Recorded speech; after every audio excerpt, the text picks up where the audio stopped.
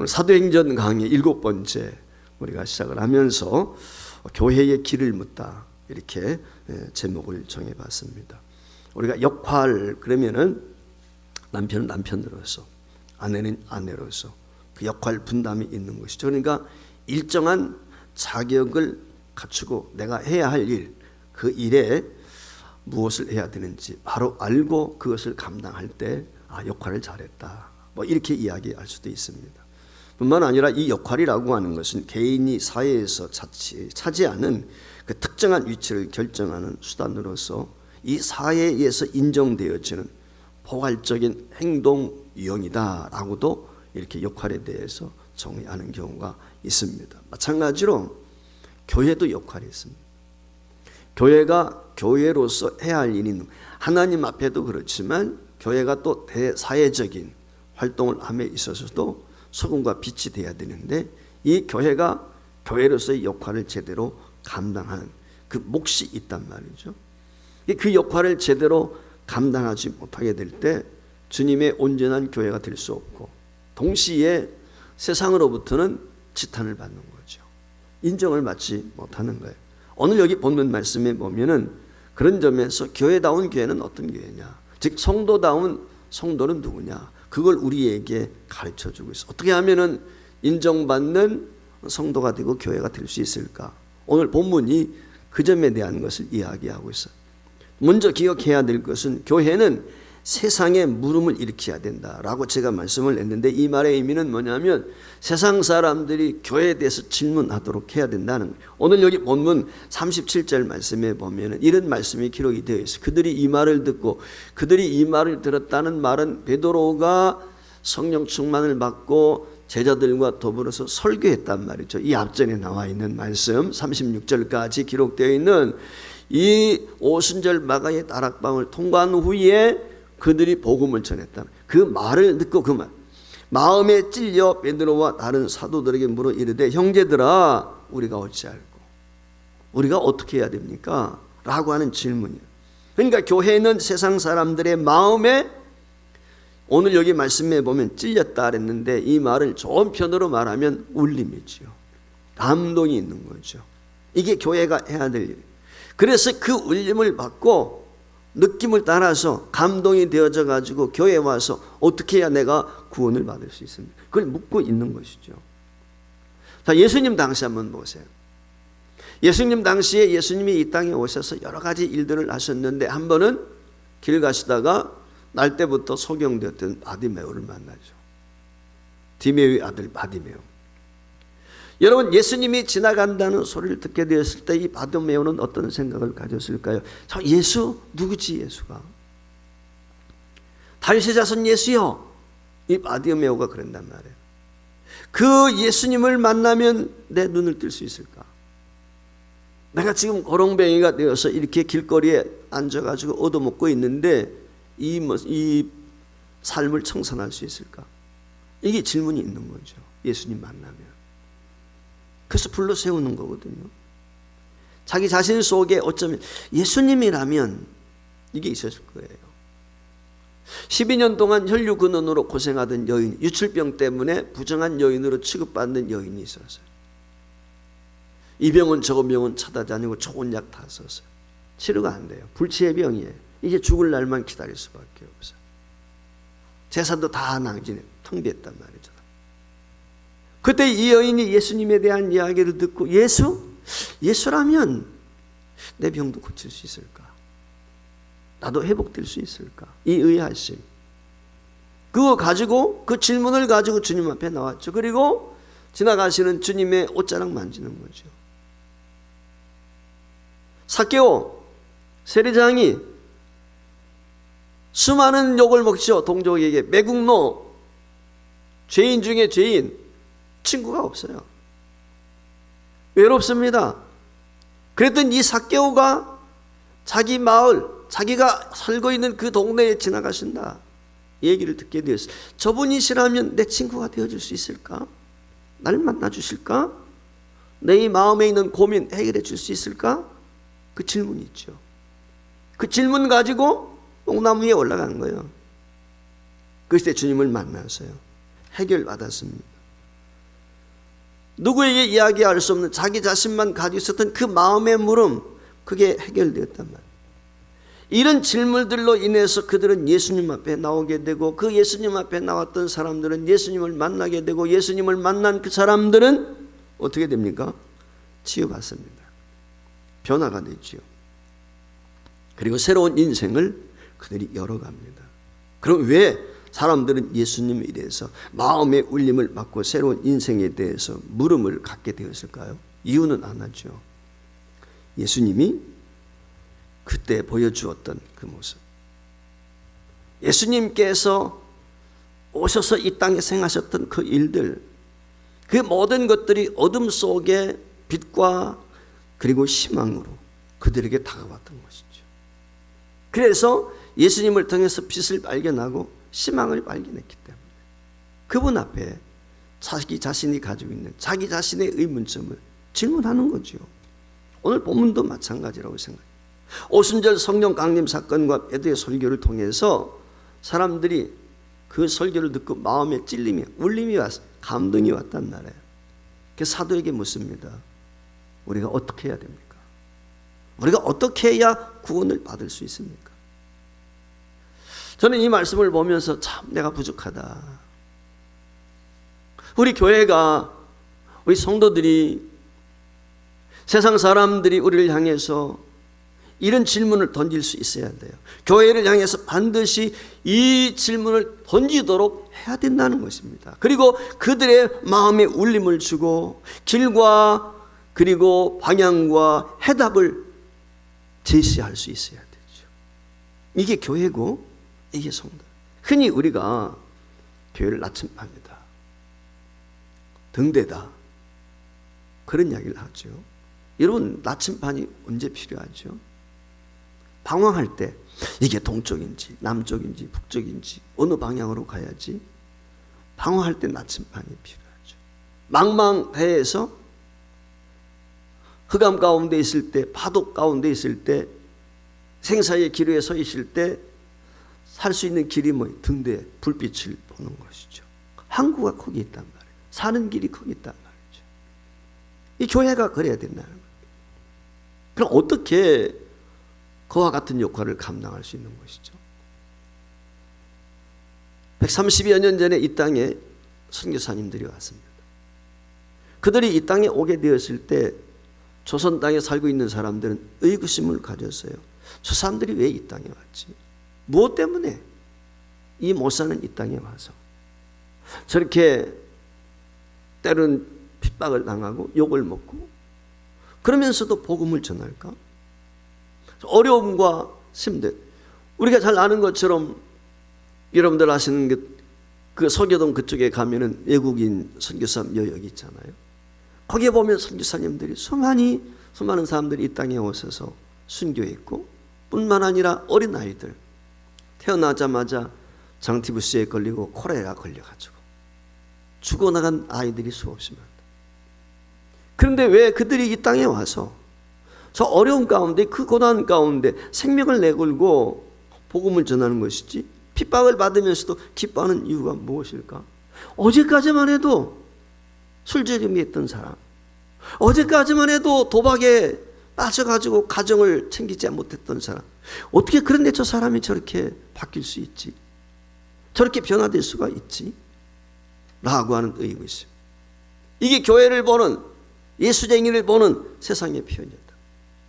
사람들의 마음에 무엇인가? 그 찔림을 받고 자신을 돌아보고, 야, 나도 새로운 삶을 살아야 되겠다. 그 질문을 간들 때 거기에 변화가 시작이 돼. 그 질문이 없으면 변화가 불가능한 거예요. 질문에서부터 시작이 되는 거예요. 오늘 한국 교회가 위기라고 그러거든요.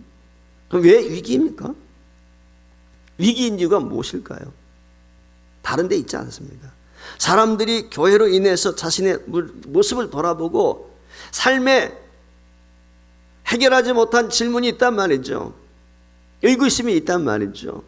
그걸 물어보고 싶은데 거기에 답을 주지 못하는 거예요, 교회가. 여기에 지금 문제가 있는 거예요.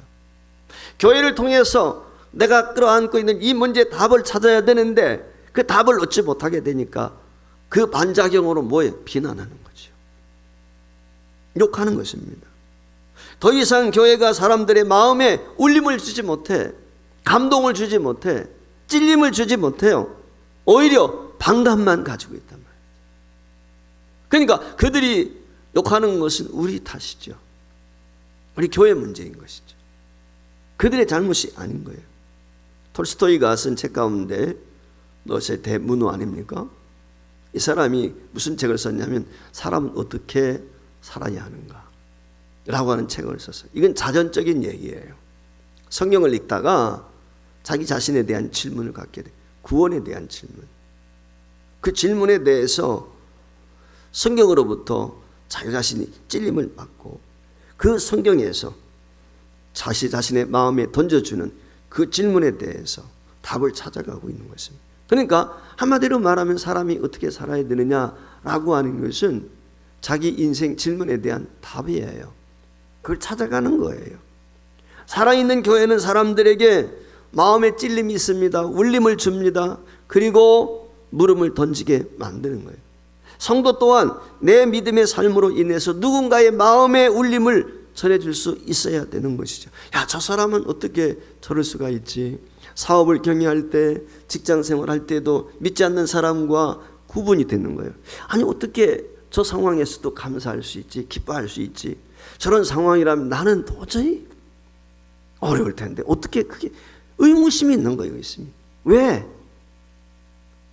저 불이익을 당하면서도 감사하고 기뻐하는 모습, 그 모습이 보일 때 그 누군가의 마음에 감동을 받고 그 구원을 향한 물음을 던질 수 있는, 이게 오늘 우리가 소금이고 빛이 되는 것이죠. 그게 성도인 것이죠. 오늘 이 시대에 우리 교회가 세상으로 하여금 교회를 바라보면서 이런 질문을 던질 수 있는, 이 구원에 대해서 답을 구할 수 있는 그런 교회와 성도가 되었으면 좋겠습니다. 두 번째로, 따라서 교회는 그 질문에 대해서 분명한 길과 답을 제시할 수 있어야 된다는 것입니다. 오늘 베드로와 11 사도가 서서 예수 그리스도의 사건과 복음을 전하게 되었을 때 그들이 가슴이 출렁이기 시작을 하는 거예요. 가슴에 찔림이 왔어요. 울림이 왔어요. 그때 그 울림을 가지고 무엇이라고 합니까? 우리가 어찌할꼬? 우리가 어떻게 해야 됩니까? 라고 하는 질문을 하죠. 어떻게 해야 우리가 구원받을 수 있습니까? 라고 하는 거예요. 이 질문에 대해서 베드로가 38절 말씀에 보면 너희가 회개하여 각각 예수 그리스도의 이름으로 세례를 받고 제사함을 받으라. 그래야면 성령의 선물을 받아. 여기 말씀에 보면 교회가 세상의 질문에 대해서, 그 물음에 대해서 길과 답을 제시할 수 있어야 되는데 베드로가 무엇이라고 오늘 여기 답을 제공하고 있습니까? 우리가 인생을 살다 보면은 수많은 난제 앞에 직면할 때가 있죠. 질문이 있단 말이에요. 살아가면서 왜 이런 일이 내게 있지? 왜 이 어려움이 오지? 무슨 일을 진행하는데 그게 막혀버리고 더 나갈 수가 없어. 왜 이런 것이지? 그런 의구심들이 다 있거든요. 난관이 있단 말이죠. 그 난관에 부딪히게 될 때 길과 답을 찾으면 자유할 수 있는데, 사람들이 그 난관에 부딪혔을 때 길과 답을 찾지 못하는 거예요. 길과 답을 찾지 못하게 되니까 거기서 뭘 하죠? 좌절하는 거죠. 낙심하는 거죠. 주저앉는 거예요. 심지어는 자살에까지 이런 이유가 바로 거기 있어요. 인생 삶의 의미에 대해서, 자신이 안고 있는 문제에 대해서 답을 찾은 사람이 자살하겠어요? 안 하죠. 찾지를 못했기 때문에 그래요. 그러니까 극단적인 선택을 하는 거죠. 예수님은 우리에게 답을 주셨어요. 방황하고 있는 사람들을 향해서 나한테 오라. 수고하고 있는 사람들을 향해서 수고하고 무거운 짐 있는 자들아 다 내게로 오라. 쉼이 필요한 사람들을 향해서 내게로 와서 쉬어라. 목말라 있는 사람들을 향해서 내게 와서 생수를 마셔라. 주님이 답을 주셔. 길을 제시해 주셨다. 내가 곧 길이고 진리고 생명이다. 예수님이 얘기해. 내가 살아있는 떡이다. 내가 생수다. 친히 말씀을 하셨거든요. 여러분, 답이 없는 물음은 인생을 방황하게 만들죠. 고민하게 만드는 거예요. 하지만 길이 있어요. 답이 있어요. 방향이 정해질 수밖에 없죠. 답이 있으니까. 길이 있으니까. 그런 삶은 어떻게 됩니까? 어렵고 힘들고 고난이 온다 할지라도 그것은 문제가 되지. 왜? 답이 있으니까. 오히려 그 고난과 시련을 통해서 더 인격이 성숙되어지고 성장하고 발전하는, 욥이 그런 거 아닙니까? 고난이 있잖아요. 근데 고난을 만났지만 그는 분명한 확신이, 내가 세상 밖에, 이 육체 밖에서 주님을 보겠습니다. 확신이 있었어요. 하나님의 은혜에 대한 확증이, 답이 있는 거예요. 고난에 대한, 자신이 이유 없는 고난을 당하는 이유가 어디에 있는지 답을 안단 말이에요. 그러니까 그에게는 고민이 안 돼요.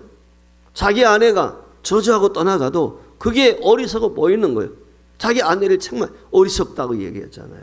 친구들이 와서 모함을 해도 흔들림이 없어요. 왜? 답이 있으니까. 베드로가 오늘 그 질문에 대한 답, 어떤 답을 주고 있습니까? 오늘 세 가지 측면에서 베드로가 답을 주고 있어요. 첫 번째가 무엇입니까? 회개하라는 것입니다. 메타노이아, 회개하라. 이 말의 의미는 뭐냐면 방향을 전환한다는 거예요.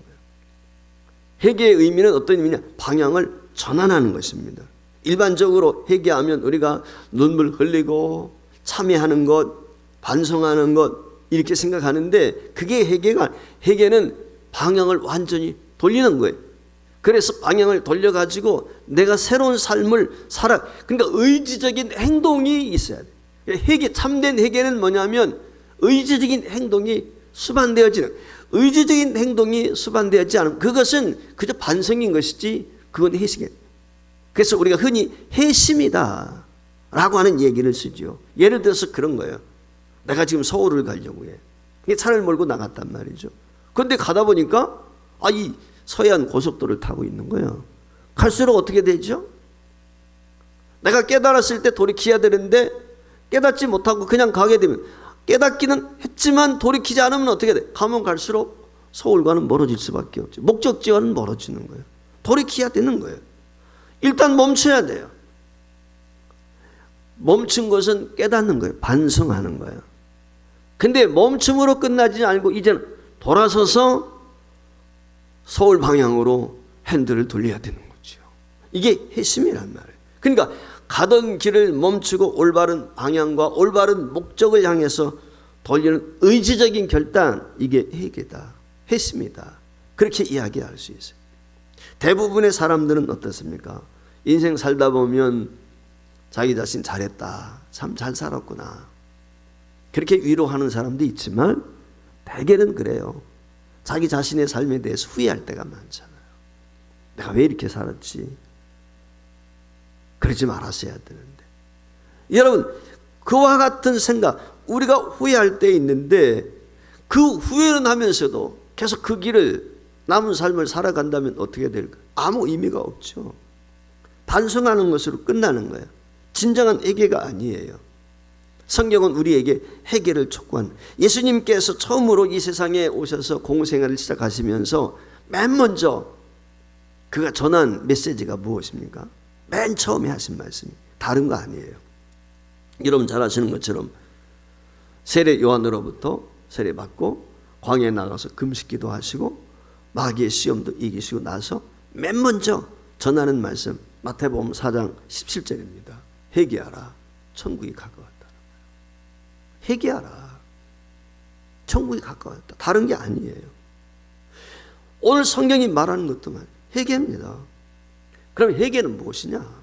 라고 했을 때 회개는 자기 중심, 한마디로 말하면 내 욕망, 나를 위해서 산 거예요. 내 중심이 되어서 내 욕망을, 자기 길을 걷는 거죠. 그 결과 삶에서 원치 않는 인생의 질곡도 만나게 되고 환난도 만나게 되고 한계와 어두움에 직면하게 돼서 좌절도 하게 되고 상처도 있고 고통도 당하게 되고 신음하게 되는 거예요. 근데 이런 인생이 주님을 만났어요. 주님이 오셨어요.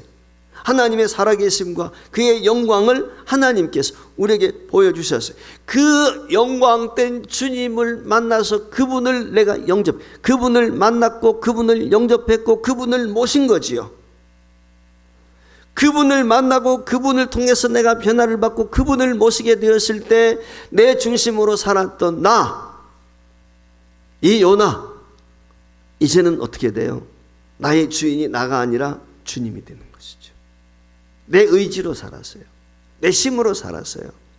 내 노력으로 살았어요. 근데 이제는 어떻게 돼? 내 주장 다 내려놓고 주님을 내 삶의 주인으로 모시는 것이. 그래서 내가 내 인생을 이끌어가는 것이 아니라 하나님이 내 인생을 이끌어가는 거예요. 저도 목회하면서 그런 생각이 들 때가 참 많아요. 내가 내 의지로, 내 노력으로, 내 힘으로 목회 못할 것 같아요. 지치는 거예요. 어떤 때는 그런 생각이 들지. 좀 더 잘 알고 싶고, 좀 더 교회도 더 부흥했으면 좋겠고, 더 이런 게 있을 수 있죠. 그런데 그게 내 임의대로 되는 게 아니다. 하나님이 은혜 주셔야 돼. 하나님이 함께 주셔야 돼. 하나님이 역사하신다. 하나님이 그분이 이끄시는 그분의 생명과 그분의 영광, 그게 그분 앞에 있는 거예요. 그 길을 따르는 거예요. 그러니까 참된 회개는 무엇이냐? 자신이 주인이 되어서 자기 중심으로 살아가던 인생이 그 삶을 멈추고 이제는 예수님을 나의 주, 나의 하나님으로 받아들여서 그분이 나 삶의 중심이 되고 그분이 인도하시는 대로 길을 가는 방향이 전환된 거죠. 바뀌었어요. 이게 참된 회개다. 성경이 말씀하고 있는 거 그거예요. 자, 우리가 전도합니다. 전도할 때 보면은 종종 그런 얘기 듣잖아요. 선생님 예수 믿으시죠? 교회 나오세요. 그러면 어떤 분들 그래요. 예, 압니다. 저 예수 믿어야 되는 거 알거든요. 언젠가는 교회 나갈 것입니다. 그런 얘기 하시는 분들이 있어요. 여러분, 교회 나와야 된다. 예수 믿어야 된다. 말로 그렇게 안다고 그러거든요. 근데 왜 교회 안 나오죠? 왜 예수 안 믿죠? 이유가 뭘까요? 이유는 하나예요. 미련 때문에 그래요. 무슨 미련? 세상에 대한 미련 때문에. 그래서 못하는 거예요. 여러분 보세요. 소돔 고모라성을 하나님이 유황불로 멸망을 한단 말이죠. 그때 아브라함의 기도를 들으셨던 하나님께서 롯을 불쌍히 여겨가지고 그 성에서 구원해 내잖아요. 그 구원해 낼 때 하나님이 하시는 말씀이 뭐예요? 뒤돌아보지 말아라. 멀리 가라. 멀리 피하라. 욥이 너무 멀어서 도망가는 것이 힘드니까 아녀자도 있고 그러니까 우리 가까운 그 소알산으로 가라고 도망가요. 온 식구가 도망을 가다가 어떻게 되죠? 그 롯의 아내가 뒤돌아봤어요. 그 소돔 고모라 성을 불타는 모습을 바라보는 순간 어떻게 소금 기둥이 되고 말았어요. 이게 무슨 얘기죠? 롯이 구원을 받지, 롯의 아내가 구원받지 못한 이유, 미련 때문에.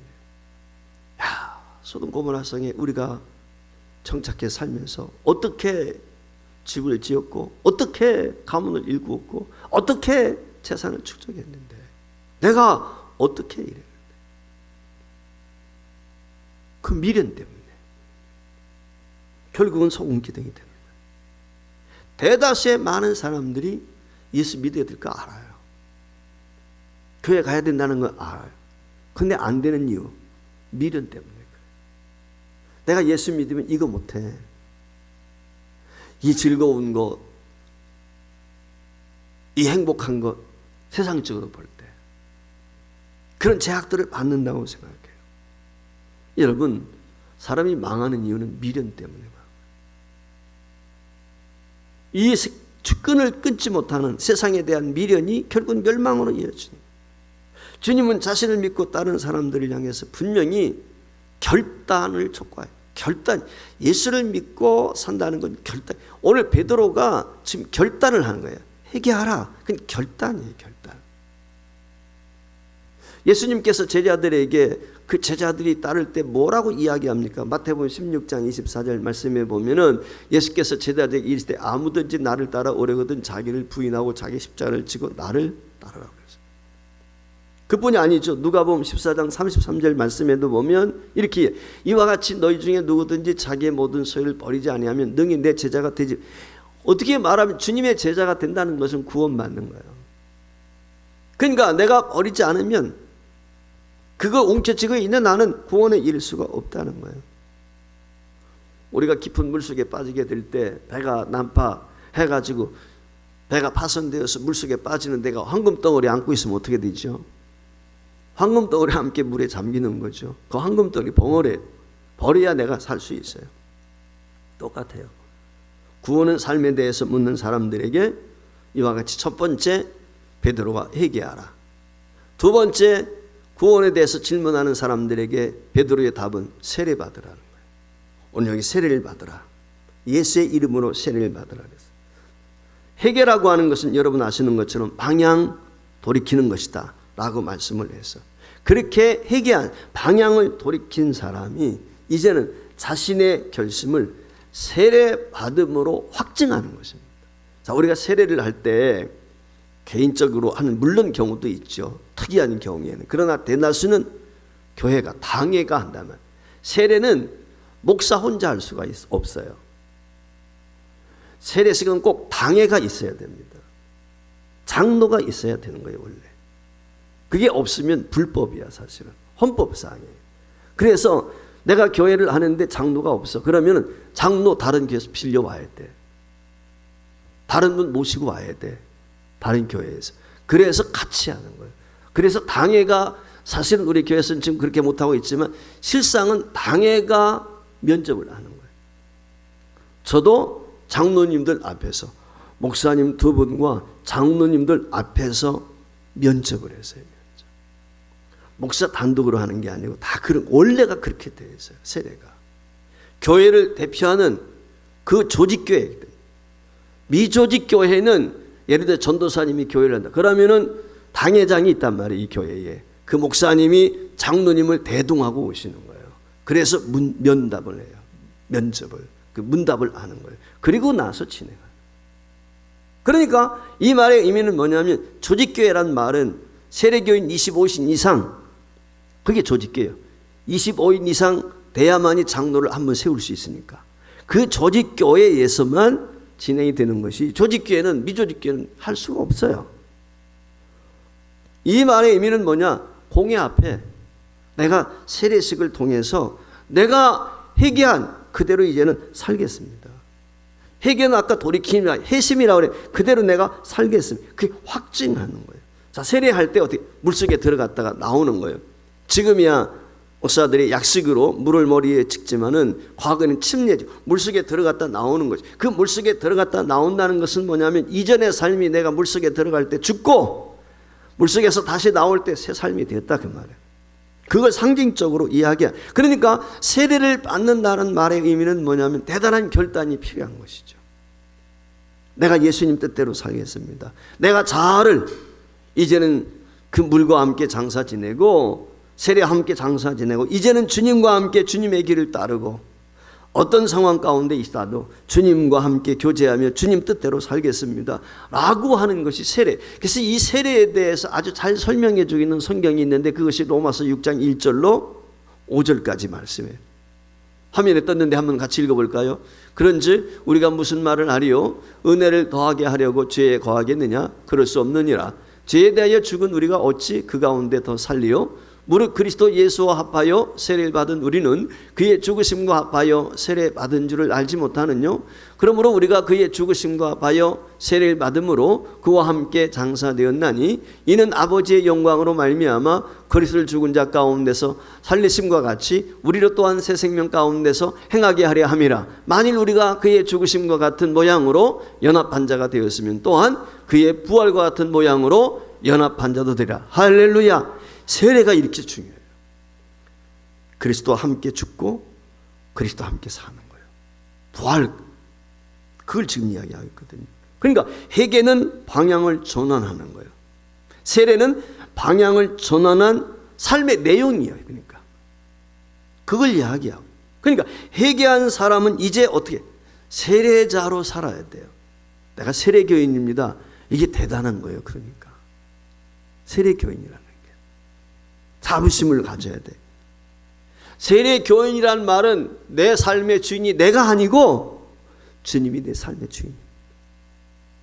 여러분들이 예를 들어서 세상 가운데 나가서 누가 교회 다니면 저 세례교인인데요 이렇게 대답을 했어. 이 말은 뭐냐? 내 삶의 주인이 예수님입니다. 그 고백이에요. 그 간증인 거예요.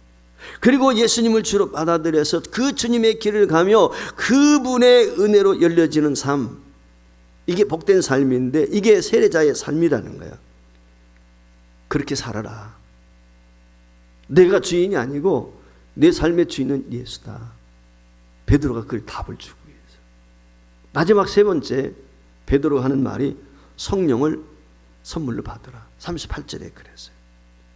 성령은 예수님께서 이 세상을 떠나시면서 우리에게 주셨던, 제자들에게 주셨던 말, 내가 가면 다른 보혜사, 다른 성령님 보내주신, 예수님이 친히 십자가와 부활을 통해서 성취하신 하나님의 영광, 그 모습을 보여주고 있는 것이 성령의 임재입니다. 그게 성령의 오심이. 그래서 하나님께서 성령을 선물로 주신 것은 우리가 무슨 업적을 쌓거나 공로를 이뤘기 때문이 아니라 회개하고 그 새로운 길을 걷기로, 그 믿음으로 결단한 것에 대한 하나님의 선물, 은혜, 그게 성령님이시죠. 그래서 믿음으로 결단한 새로운 삶을 철저히 성령의 역사 속에서 베풀어 주시는 하나님의 은혜로 살아가는 것입니다.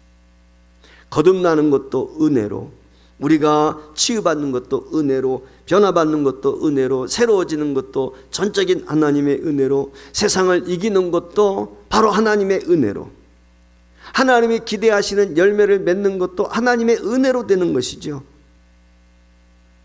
세상을 변화시키는 교회, 하나님의 은혜 아니면 안 되죠. 모든 것이 하나님의 은혜예요. 이 하나님의 은혜를 통해서 역사가 이루어진다. 바로 이 성령의 역사. 심으로도 능히도 안 돼. 나의 신으로 되느니라. 즉 성령으로만 가능한 거죠. 그래서 로마서 5장 1절 2절 말씀에 보면 이렇게 이야기합니다. 그러므로 우리가 믿음으로 의롭다 하심을 받았으니 우리 주 예수 그리스도로 말미암아 하나님과 화평을 누리자. 또한 그로 말미암아 우리가 믿음으로 서 있는 이 은혜에 들어감을 얻었으며 하나님의 영광을 말하고 즐거워하느니라. 할렐루야. 사람들이 복음을 듣고 회개하고 믿으면 의롭다 하심을 받죠. 칭의죠. 의롭다 하심을 받아요. 그리고 어떻게 됩니까? 하나님은 성령님을 우리에게 통해서 주님의 모든 영광을, 은혜를 값없이 저와 여러분이 누릴 수 있도록 축복하신다는, 이것이 바로 구원받은 자의 삶이다. 성경이 그렇게 이야기해요. 오늘 본문 40절에 보면 베드로가 확신에 차서 이렇게 강조합니다. 또 여러 말로 확증하며 고나 이르되 너희가 이 패역한 세대에서 구원을 받으라. 우리가 어떻게 해야 됩니까? 어떻게 구원받습니까? 라고 했을 때 회개하라. 세례받으라. 그러면 성령을 선물로 받을 것이다. 라고 했을 때 사람들이 어떻게 해요? 돌아옵니다. 41절. 그 말을 받은 사람들은 세례를 받음에 그날의 수가 3,000이나 되더라. 사랑하는 성도 여러분, 이렇게 교회는 예수 그리스도를 세상에 전해서 그 사람들이 구원에 대한 물음을 갖도록 하는 거예요. 이게 교회의 존재 이유예요. 교회의 역할 중에 하나예요. 그리고 교회는 그 물음을 갖고 나오는 사람들에게 분명한 길과 분명한 진리를 통해서 답을 제시해 줘야 돼요. 이게 오늘 우리가 해야 될 일이죠. 그때 놀라운 구원의 역사가 일어나게 되는 것입니다. 오늘 39절 말씀에 보면은 이 약속은, 지금까지 이야기한 이 약속은 너희와 너희 자녀의 모든 먼데 사람, 곧 주 우리 하나님이 얼마든지 부르시는 자들이 하신 것이다. 누구든지 주님 앞에 나오면 구원이 있다. 어떤 문제를 가지고 나오든지 거기에 답이 있다. 오늘 우리 교회가 이 질문에 답할 수 있어야 되고, 그 권세와 능력으로 그들을 변화시키는 하나님의 교회와 성도가 되어야 될 줄 믿습니다. 이 은혜와 복 있기를 주의 이름으로 축원합니다.